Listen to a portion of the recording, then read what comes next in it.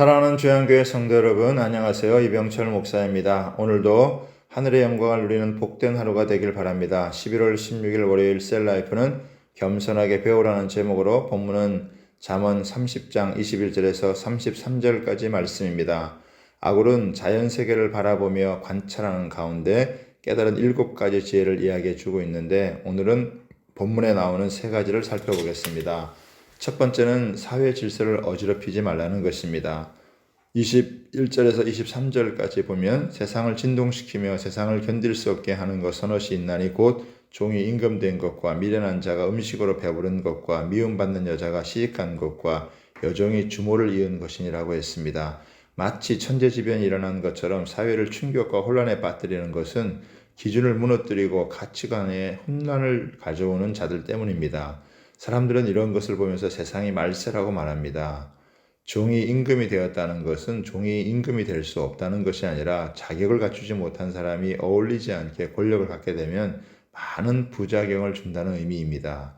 미련한 자가 어느 날 갑자기 졸부가 되어 꼴산하게 구는 것, 꺼림을 받은 여자가 속이고 시집을 가니 후일에 그 가정을 깨뜨리는 것, 여종이 안주인을 몰아내고 안방을 차지하고 주인 노릇을 하는 것 등은 질서를 문란하게 만들고 주위 사람들을 어려움에 빠뜨립니다. 이런 식으로 살아서는 안 됩니다. 두 번째는 탓하지 말고 최선을 다하여 살라는 것입니다.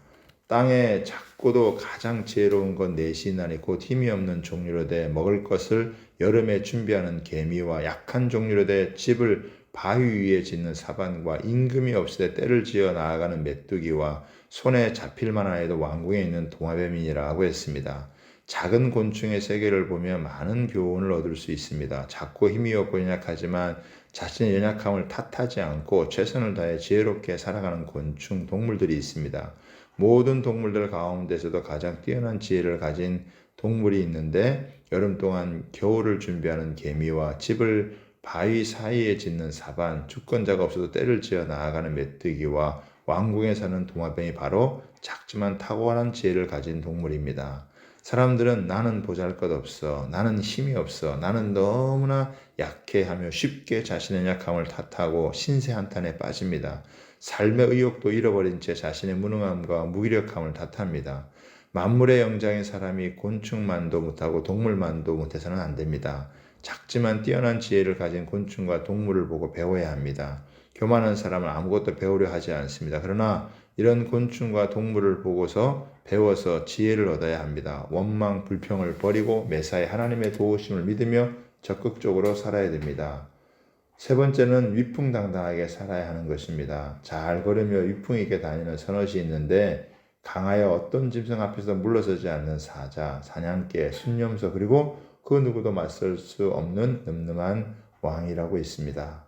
예수님을 믿는 성도들은 위풍당당해야 합니다. 기세가 위엄 있고 씩씩해야 합니다. 표정이나 걸음걸이에서도 당당함이 묻어나야 합니다. 그리스도인들은 군사입니다.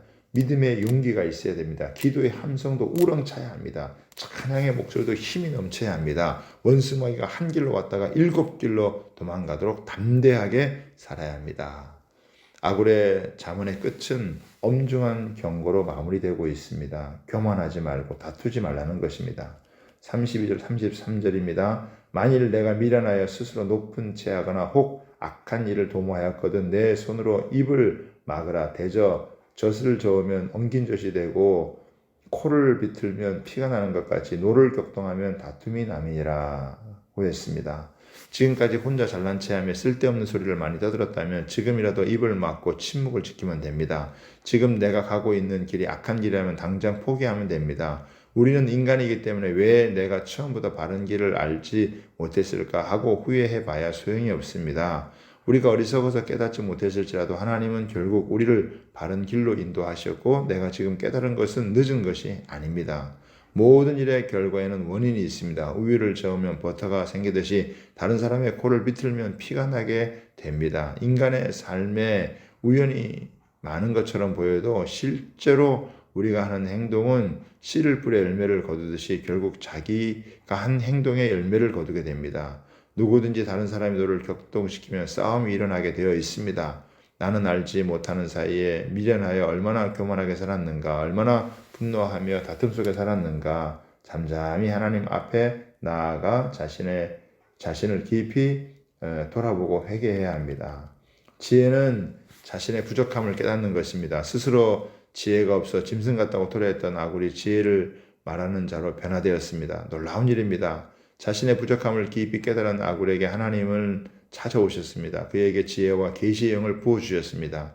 하나님을 깊이 만나는 가운데 그의 눈이 열렸습니다. 하나님을 만났던 아굴은 말씀과 기도 가운데 하나님을 더욱 의지했습니다. 진실을 사모하고 부유함이나 가난함보다 하나님과의 관계가 더 중요하다는 것을 깨달았습니다. 또한 하나님이 창조하신 자연세계를 관찰하며 어리석은 인간들이 깨달아야 할 참 지혜를 얻었습니다. 아굴의 잠언을 깊이 묵상하여 아굴처럼 나의 부족함을 깨달아 참 지혜를 얻기를 바랍니다.